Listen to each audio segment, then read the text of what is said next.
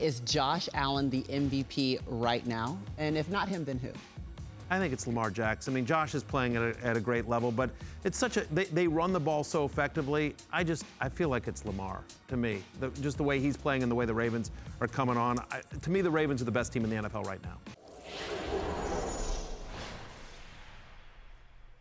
Good call, Matthew, as Lamar Jackson's MVP path continues. It's odd to say, but it's a bold take at the moment. That was Sunday night. Yeah, but that was before Monday Night Football, by the way. That was before Monday Night Football, and some of the other people, Josh Allen was the question, I think, was, again, is Josh Allen the MVP favorite?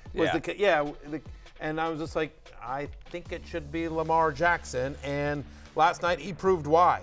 I mean, he was absolutely brilliant. 17 to 22, 281 passing yards, the 5 passing touchdowns. He also runs 9 times for 52 yards and a score. He's now had at least 40 rushing yards in all 7 games. He's the number 1 quarterback in fantasy this week. He's got the shortest odds to be MVP. Look at my guy, Jaden Daniels, on the list there. There you go. By the way, Jaden Daniels should be higher than C.J. Stroud, I think. And I mean, Mahomes is just a name at this point. He's great, but the idea with Mahomes being that short is not that he would win a vote held today. He clearly would not. He has 6 passing touchdowns, 8 interceptions.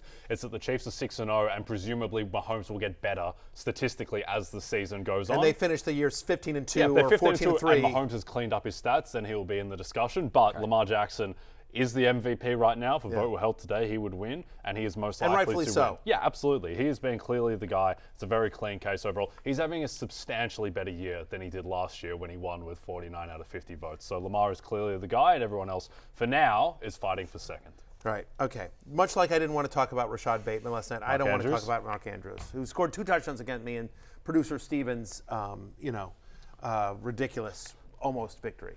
Now, what we can say to this, Jay, is you go ahead. You talk. Fantasy production's good, 4 catches, 41 yards, 2 touchdowns, still only a 61% route participation. That's the thing, and he only played 32 of the 59 snaps, so that doesn't help either. And look, whenever you're producing value, because 50% of your catches result in touchdowns, that is going to regress a little bit. But look, he's showing signs of life, and it seemed like he was a guy who should just be cut everywhere. Now I think he is a viable streaming tight end, but he's certainly not an elite option. I want to come back for the Bucs' 3-headed backfield? Sure. Why not? So Rachaad White, Bucky Irving, Sean Tucker, that was the order. You see it here. Todd Bowles loves his veterans. You mentioned that. Personally, I would play Bucky and Sean Tucker, but that's me. Best fantasy game of Rachaad White's career. He's the first Bucs running back with 2 receiving touchdowns since Michael Pittman Sr. in 2004. And maybe that becomes more a part of this offense with Chris Godwin out, and we don't know the status of Mike Evans. Just wait. He led the backfield with a 47% snap rate, and I think that's right. Is that ultimately I think it's going to be White and Bucky Irving, and Sean Tucker is going to play just enough to lower the fantasy ceiling of both these guys. Irving and White both have great games, good fantasy nights because they both get in the end zone. I don't know that you can count on that every week, but I think White and then Irving in that order are flex plays, basically moving forward, and Tucker is just unfortunately insurance at this point. Yep, Chargers, Cardinals, Connor, Marvin Harrison Jr., another tough day. Seems so boom or bust at the moment. Positively, Justin Herbert, they're throwing the ball a ton more in Los Angeles. 349 passing yards is very encouraging. But what do you think of Marvin Harrison? Is this going to get better? It should, but I just don't see Kyler Murray playing in rhythm, and I don't see Marv having the chemistry with him. And oddly enough, 6 targets for a guy that what the Steelers did with George Pickens the other night, Marvin Harrison should get 3 of those. Yeah. Lob it up and see what happens in one-on-one coverage. Kyler doesn't really show a lot of interest in doing that. Doesn't look good. Part of the problem is their offensive line is awful, and so Kyler was under siege all of last night. Also, just bad body language from Marvin Harrison Jr. You know what I mean? There's no connection between them. It's weird. It just seems like whatever. He had a bad drop as well on the drive. Worth noting, though, by the way, for everyone that's like, I have all these comeback victories. Producer Damien, in a league that we're in, that last Marvin Harrison catch, he beat me by 2 points. So in a justice league is served.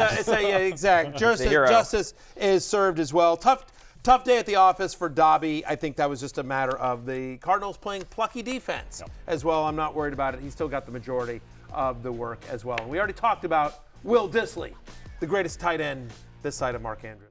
Hey, it's Matthew Berry from NBCSports.com and Rotoworld.com, and I want to thank you so much for watching whatever it is you just watched, or if nothing else, being too lazy to click out of the autoplay after this video started, after whatever it is you actually wanted to watch finished.